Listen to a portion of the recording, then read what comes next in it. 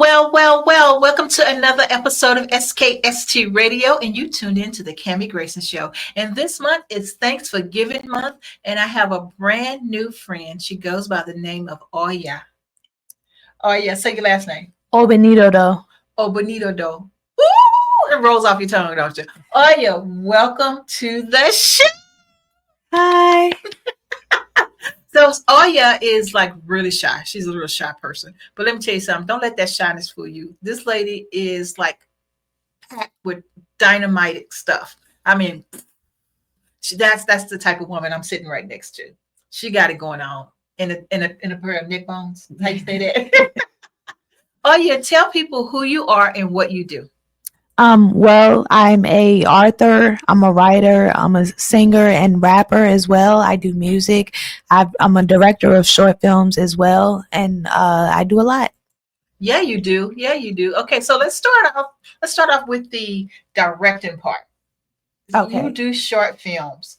Tell us a little bit about that.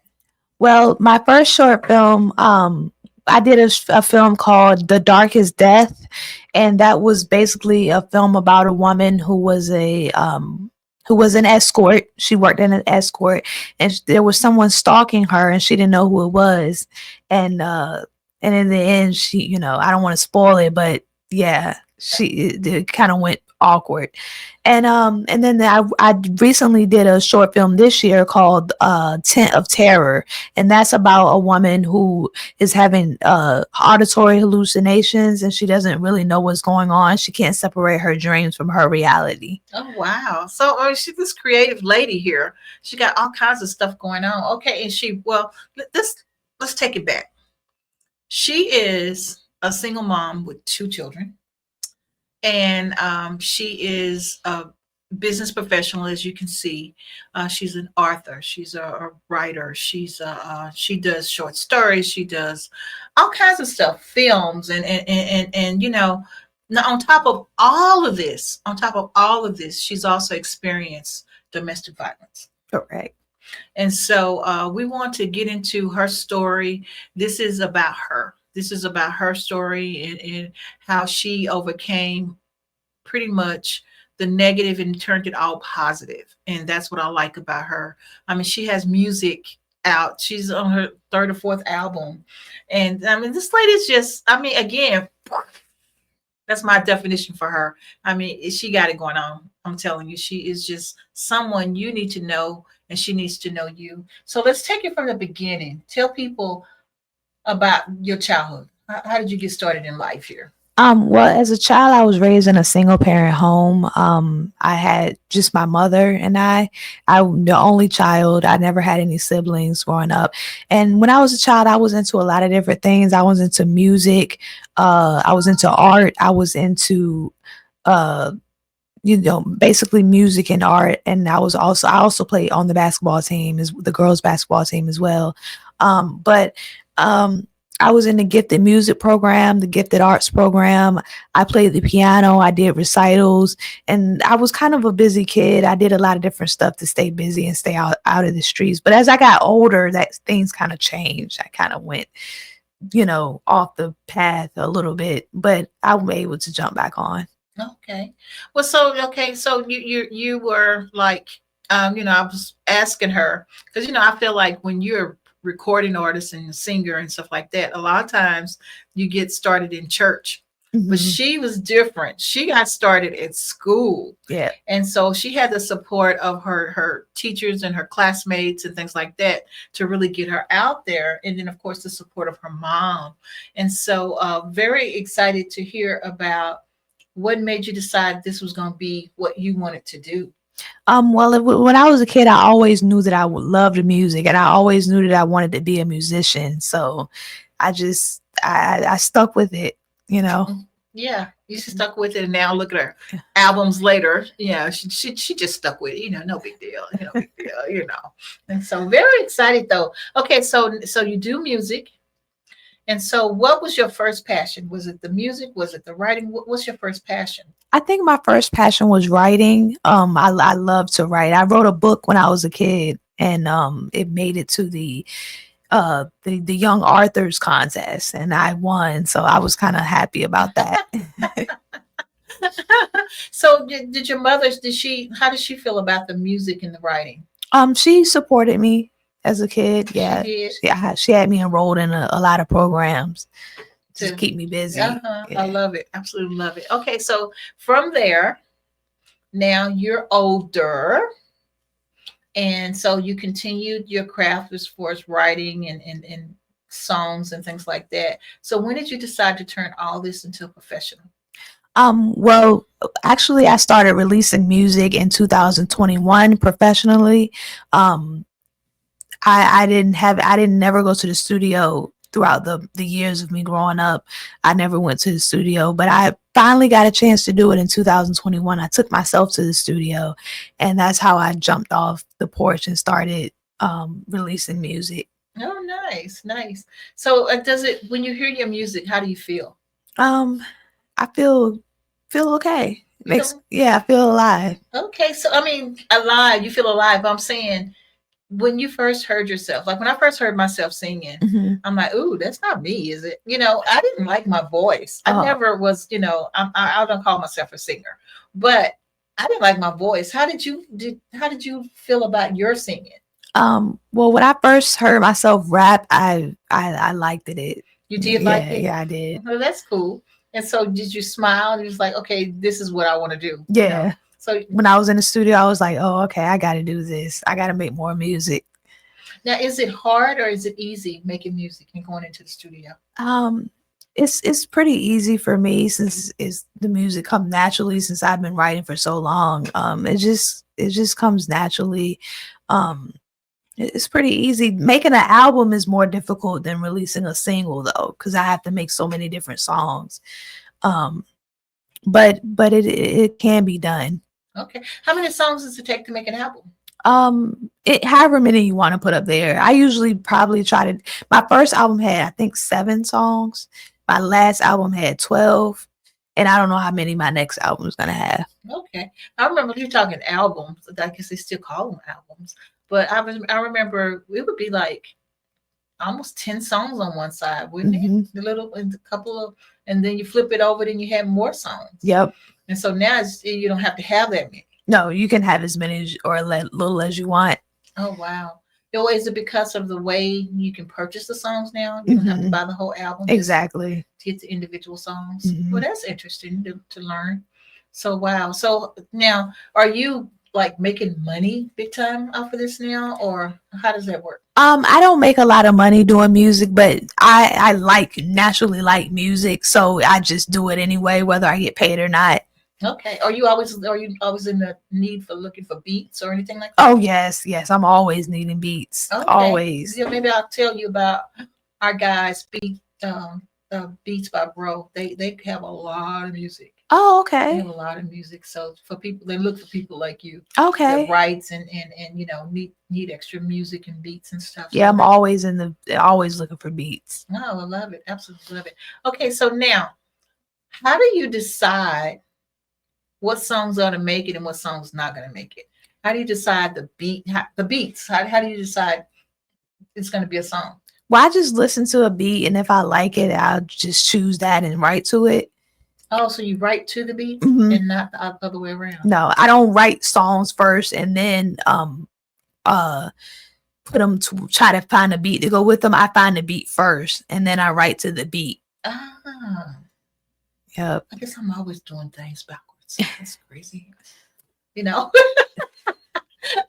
Okay, so now you got these songs that's out. Do you are you planning on doing any music videos with these songs? Yes. Some of my songs already have music videos. Like I know one song that's going to be on my next album is called Black Candle, and that's my latest single. I just did a music video to that.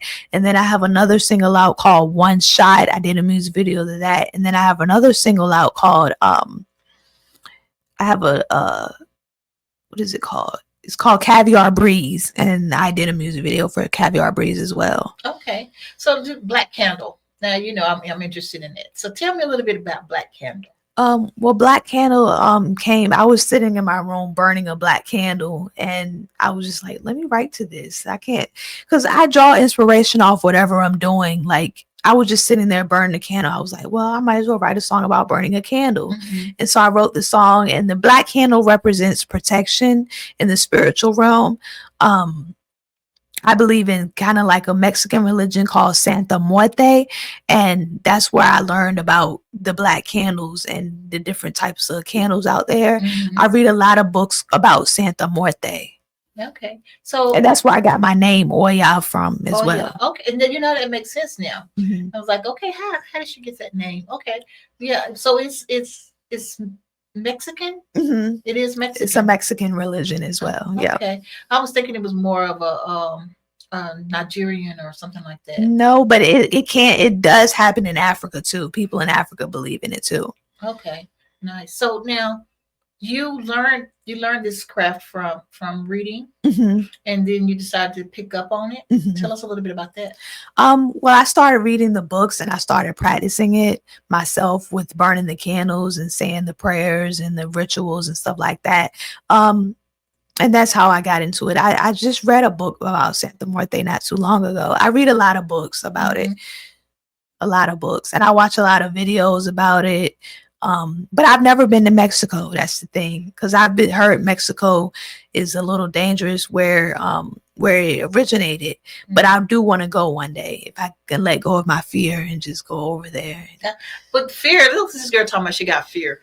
This girl travels a lot. And so what's the fear in Mexico? What is the big fear? The Mexican religion where I believe in, Santa Muerte, it originated in a town called Tepito, and that's supposed to be one of the dangerous parts in Mexico City. Oh, yeah. Okay, yeah. Well, I have never been that far in Mexico, but yeah, I've been. It's scary just driving over the border. Okay. Yeah, it originated in Tepito. Oh wow. Oh man. Okay, so do you know anyone here that in real life that does the same rituals and things like that? Actually, I don't know anyone in Virginia that does it, but I did meet people in LA that does it. Wow. When I was in LA. So no, I was mentioning earlier that she's a traveler. And so tell people about your travels. I've traveled to a lot of places. I've traveled to 17 different states. I've never left the country. I've been in the United States my whole life, but I have traveled to about 17 different United States. I've been to LA, I've been to Chicago, Miami, New York City, Atlanta, South Carolina, North Carolina, of course, and Virginia, Florida, different places in Florida. I've traveled to Indiana. I've been to Michigan.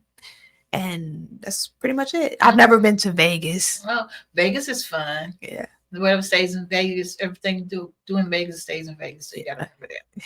Yeah, I had to learn that one. So, but okay. So now with all your traveling and all the things that you're doing, is that fun? Is that something you just love doing? Yeah, I like traveling. I haven't left Virginia in a couple of years. Just the simple fact that I have to do things differently when I travel now, because it's a lot of dangerous places out there now. I watch a lot of documentaries and I see a lot of dangerous stuff going on. So I'm trying to travel more prepared this time, instead of just, because when I used to travel, I used to just jump up and go places without doing any type of research. I would just go, but now I can't do that. I have to do research first and know where I'm going, know what neighborhoods to stay away from and which places are safe and stuff like that.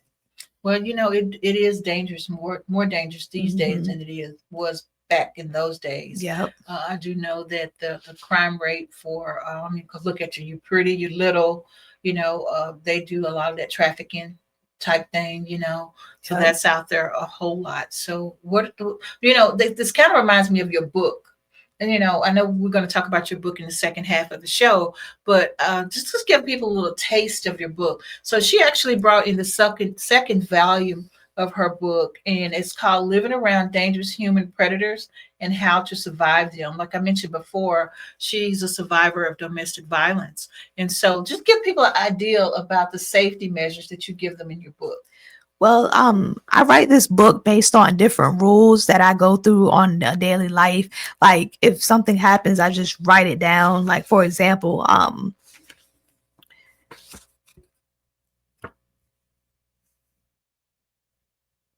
like for example, one rule said when at a stoplight, always check for pedestrians on the left and right and let them go first. So like if you're driving, you want to make sure you stop for pedestrians, just little things like that. Let me see. Do not take medicine after drinking more than 2 drinks of alcohol. It can be life threatening. One time I ended up in the ER because I was drinking and taking medicine at the same time. And I knew that I should have known that that was dangerous, but I did it. And I made that a rule in the book. So it's just different things that you have to be aware of. And when you're going about your everyday life, take off bulletproof gear with caution. The day that you don't wear it could cost you your life. If you have a bulletproof vest and you wear it a lot and you take it off, that could be the day that your life is in danger. Mm-hmm. So I just write little different things like that for daily use. Okay. So let's talk about the bulletproof vest. So you wear a bulletproof vest? Yes, I do. Tell us about that. I don't wear it in public. See, I know I should wear it in public, but I wear a bulletproof vest around like where I live at, and because it's dangerous. I live in kind of like a dangerous area, so I gotta stay safe. Yeah, absolutely. And I have the little matching helmet to go with it too. So I mean, how hard is it to get a bulletproof vest? Oh, it's real easy. All you gotta do is go online. I order mine online. Okay. Yeah. And so do you so I get, well, you travel a lot and mm-hmm. you do a lot of car trips and things like that, road trips I should say. So tell people about your road trips and how to be cautious on those road trips. Well, it's like one time I locked my keys in the car, and you have to be careful not to lock your keys in the car. I was in the middle of nowhere. Like I was literally in the middle of nowhere, and I had to wait for hours for someone to drive past me so I could unlock my keys out the car. And that's the type of stuff that's in this book. Like you don't want to leave your keys in the car. And there are kits online that you can buy to help you unlock your own car. Mm-hmm. And those are things, some of the safety measures someone should take before they go on a road trip. Wow.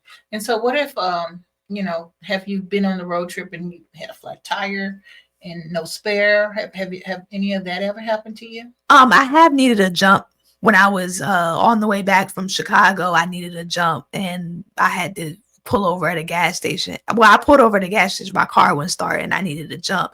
And I learned to buy jumper cables from that day forward because I didn't even have any jumper cables. So that's the type of stuff that's in this book. Mm-hmm. Yeah, so that's important. I learned that a long time ago. Mm-hmm. You have to have jumper cables because sometimes somebody might want to help you. Exactly. But they don't have the jumper cables. Mm-hmm. And then, that's a valuable lesson. And then I use the electric jumper cables now because I don't need anyone else to help me. I can just plug the electric jumper cables to the car and start it that way. Oh, wow. See, I mean, that's something different too. I never even thought about that. Mm-hmm. Yeah, my mechanic had something like that the last time he looked at my car. Mm-hmm. And so, yeah, I remember that. That's really cool. So, see, you learned a whole lot out there in the world. Yep. You learned a whole lot. A lot. I did. So, okay, so let's take it back a little bit. You are a single parent. Mm-hmm. Let's talk about that. Well, I have a 17-year-old. He's about to be 18 in a couple months, and I also have a 20-year-old, and he graduated from high school. I'm proud of him. I didn't graduate myself. I do have a GED though, so I'm proud of my 20-year-old from graduating from high school. Oh, that's good. Congratulations! Thank you. Look at you. Look at you. Does she look like she got any kids? That old? Not at all. Not at all. Man, I mean. You know what? It takes a village, right? Mm-hmm. And so you have been there, you've done things, and again, you've been through domestic violence and things like that. And so you've learned how to package yourself. I should say that, package yourself to look out for yourself. And so let's talk about how, like you adopted this new religion. How does your family feel about that new religion? Well, no one likes my new religion. They are Christians, so they really don't like it. They think it's devil worship, but it's not really devil worship. It's more so like a protection type of thing. It's not devil worship. It's more spirituality in the Mexican culture.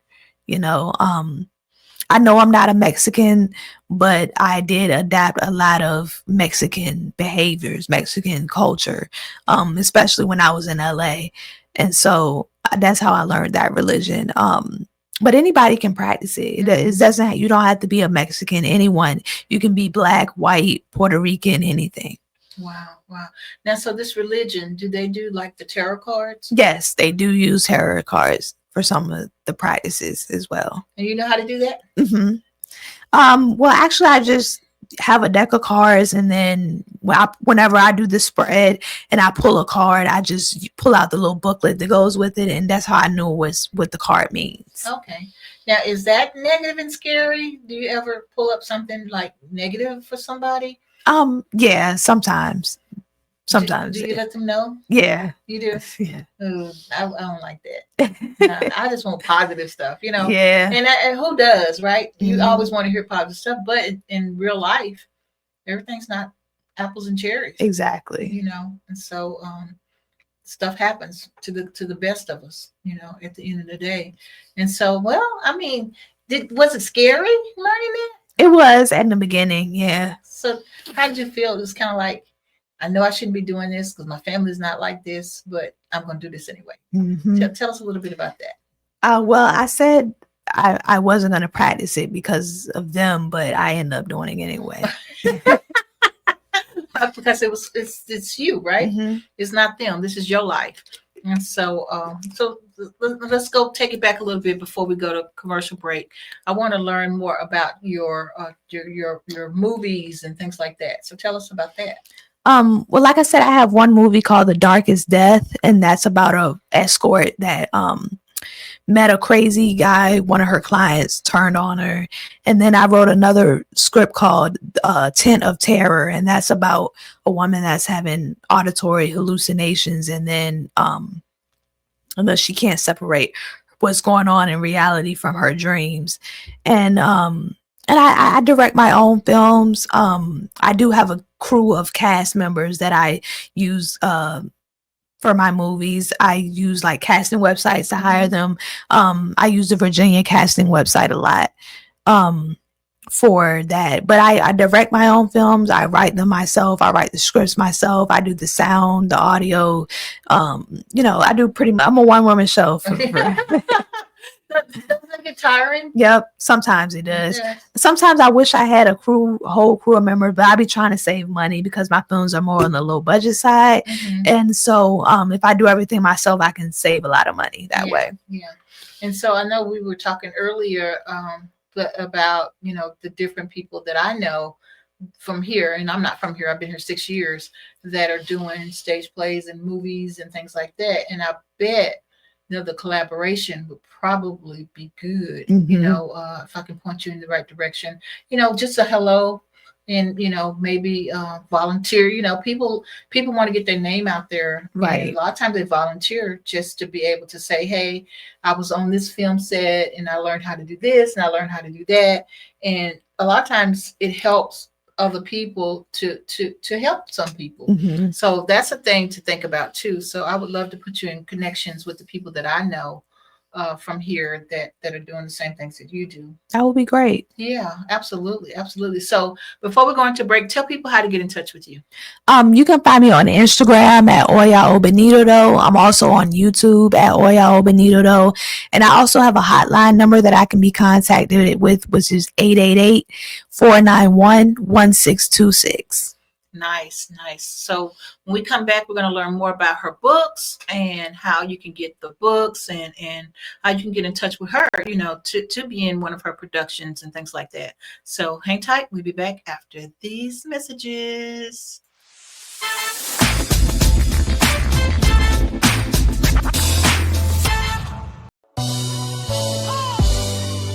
An SKST Radio Network production.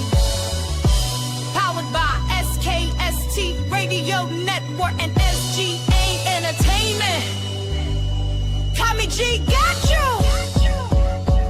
Let's go. On with the show.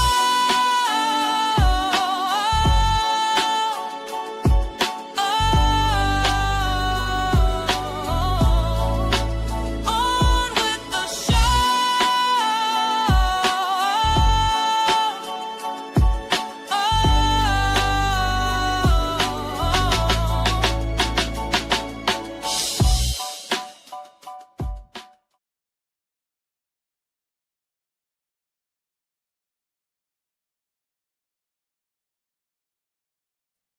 Okay, if you just tuned in, you haven't tuned in too late. You tune in to the Kami Grayson Show, and this is the month of November. And guess what? It's Thanksgiving month. Yay! And then we have here my very special friend. Tell people your name. Oya Obinidodo. Oya Obinidodo. Did I say it? Yes. Oya Obinidodo. I like it. It just kind of flows. Just flows, just like she does. She flows. She got so much going on. I'm so excited for her. Okay, so we talked about her adventure, her positive adventures, I would say, right? Mm-hmm. So now, if you don't mind, I would love to talk about the domestic violence part. We just came out of the domestic violence month, and to actually have a real recipient here, a person who can tell us the things that she sort of did wrong and made it right. So let's hear your story about that. Well, I was a victim of domestic violence. It happened to me in 2014. I was at a strip party and I met someone there. And I invited him back to my house and he started trafficking me and beating me. And then it happened again around 2015. I met a guy online on Instagram. And I invited him to my house and he started beating me. And then it happened again in 2020 when I was in LA at a homeless shelter on Skid Row. I had met someone and he started beating me. And then I realized that it was a pattern that I was attracting these men. And it was because that I didn't pay attention to the red flags. One of the biggest red flags is watch where you meet people. If you're meeting somebody online, you don't just invite them back to your house. You get to know them first, meet them in a public space. Mm-hmm. And if you're meeting someone at a strip party, which is definitely not a good place to meet someone, I would say never invite people back to your house that you meet at a strip party. Always meet them in a public place. And also, if you're going to a homeless shelter, that you shouldn't be talking to anyone there at all. You should be trying to focus on yourself and getting your life in order. Yeah. So, okay, so it sounds like those are three things that you did and had to learn about. Mm-hmm. And so I'm going to ask this question. Do you think that meeting people and sharing with people what has happened, do you think that triggers them to give them the red light to be able, well, she's been through domestic violence before, so I can treat her any kind of way? Yeah, sometimes people do think that, but that's not true. They can't treat people. You can't treat people any kind of way based on what they've been through in the past. Yeah, but people have a way of throwing up your past. Exactly. Yeah, to you instead of trying to help you. They're just kind of using it as a crutch to use you. Mm-hmm. So what are your red flags now that you had then that now you see transparently right now? Well, like I was saying, never invite somebody back to your house that you just met, especially if you're meeting them in a bad environment, like a strip party, a strip club, a homeless shelter, or online. Those are all three places that are at high risk to meet predators. So I would say watch out for red flags. If it's too good to be true, it probably is. If they're showering you with compliments on the first date, saying they're going to marry you and saying they're going to buy you a whole bunch of gifts and they're showering you with gifts and things like that, those are red flags to watch out for because that can be a predator, Yeah.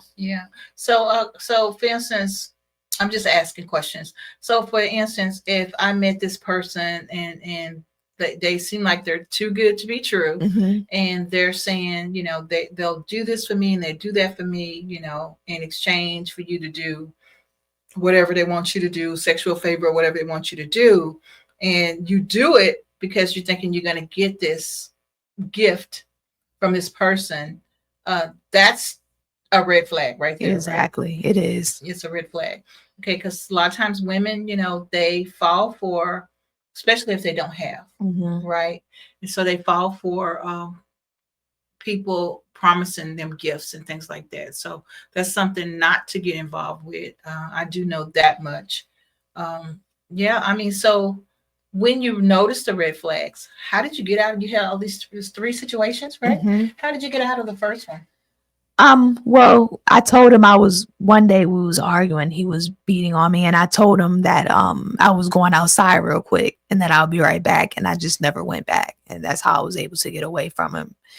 So you left without like your coat or Mhm. shoes? I Or, left everything and then just left. oh wow. I even left my car. Wow. You just left. Yep. He had the keys to my car. He took the keys to my car and I just let him have it and just left. Man. Yep. And I never saw him again. Wow, that's amazing. So what about number two? I got away from him. He left on his own. He got tired of arguing with me. He just left and went back to New York City where he's from.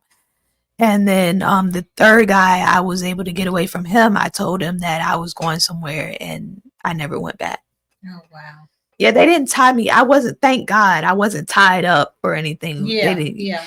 But I was able to get away with just telling him I would be right back.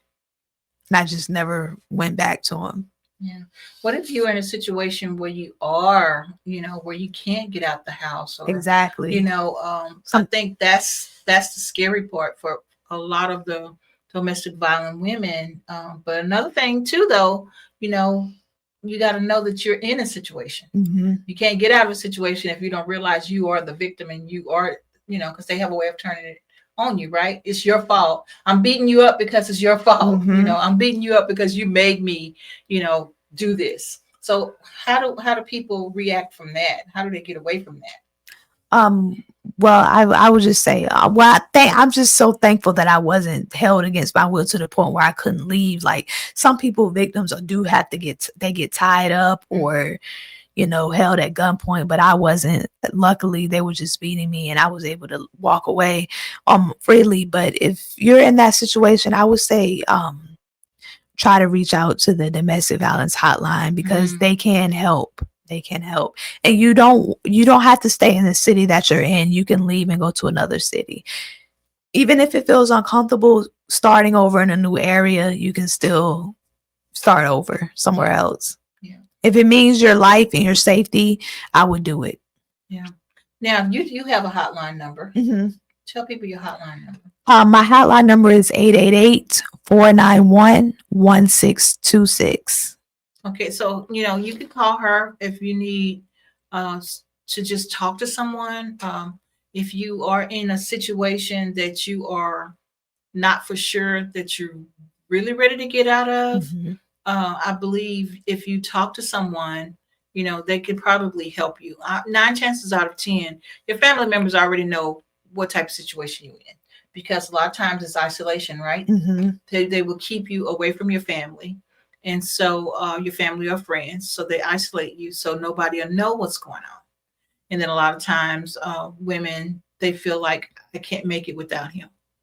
So she just gave you an avenue where you can actually call someone and they can help relocate you. And you don't even have to be in the same city. Exactly. And so so you can look up, say Google can look it up, or Alexa can look it up, just domestic violence shelter. Mm-hmm. Look that up and find that telephone number, or do me a favor. If you're tuning into this show and you're seeing this show and you know someone that could use some help, please, please, please look that number up and be the good person you are. This is Thanks for Giving Month. Give that number to someone who you think need that number, or give her number to someone who you think needed. Give that gift of helping them get out of their situation. Right. So I appreciate that. And let's talk a little bit more about this book. So her book, Predators and How to Survive Them. And so this is like the second book of 4. Mm-hmm. So let's talk about 1 and work our way down to 4. Well, this is it's only 2 of these books right here. Is book one, and then this is book two. But I did write two prior ebooks. One is called Ain't No Love in the A, and that's about my experiences that I had when I was in Atlanta, Georgia. When I was in Atlanta, Georgia, I went through a lot of bad stuff. So it's a little short ebook. And then I wrote a book called I'm Still Abstinent shortly after. And that's about my experience being in the escort industry when I was doing that, and how I became abstinent, and how another person can watch out for red flags and become abstinent themselves. Okay. Let's talk about the escort thing, if you mind. How did you get into that? Well, I started that in 2007, a long time ago, when I was like 18. I went. Keep in mind, she's older, guys. She just looked like she's 18 now. I went to a strip club and I started working, and then I met somebody there that introduced me to that lifestyle. Oh, gotcha. So was it adventurous or fun, or was it scary the whole entire time? It was scary the whole entire time. Oh my gosh.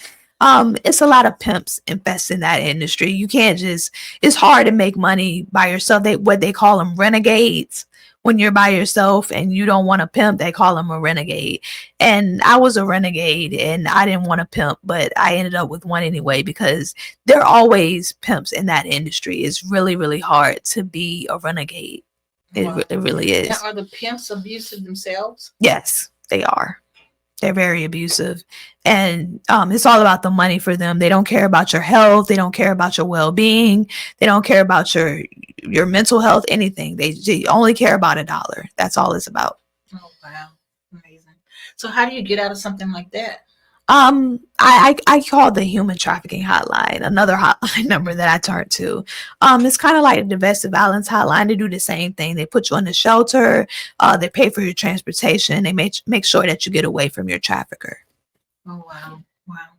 And so, I never would have thought about like that being called human trafficking. Mm-hmm. I never would have thought of that because of the other way they're doing kidnapping and, Right. shipping people out. So now I never even would have thought of it that way. But gosh, girl, you've been through a lot. I have. You've been through a lot, but you're shining now. Yeah. You're shining now, and you're able to tell that story, and you're able to help other people who might be going down that road that don't see a light at the end of the tunnel. Exactly. And so I'm very glad that you're giving that information to us this month, because a lot of people are probably needing what you have to offer. So with that being said, tell people how they can get the book. Well, my book is available at Barnes and Noble, and it's also available on Amazon.com. Okay. And so, and you can reach your social platforms. You can reach me on Instagram at Oya Obinidodo, and you can reach me at YouTube on Oya Obinidodo. Love it. Absolutely love it. Guys, if y'all have any words of wisdom, words of thanks for Oya, please feel free to leave it on our Instagram or our YouTube pages, and she'll get the message. Or again, you see her name there, Oya Obinidodo. Look her up. Look her up. She's a beautiful person inside and out. Thank you. And so I'm so proud of her. I'm so proud of all the things that she's doing and offering. And she's still writing, and she got music coming out. And what can we do to support her even more? What can we do? We can buy her music. We can go buy her books. We can do what it takes to kind of help get her.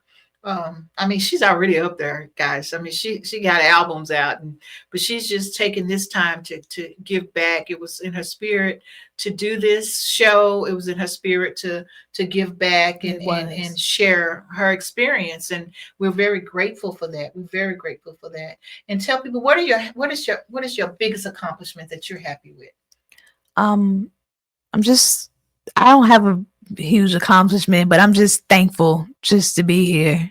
Just thankful. Yeah, you don't think you're like your music? The books, that's huge accomplishment. Yeah.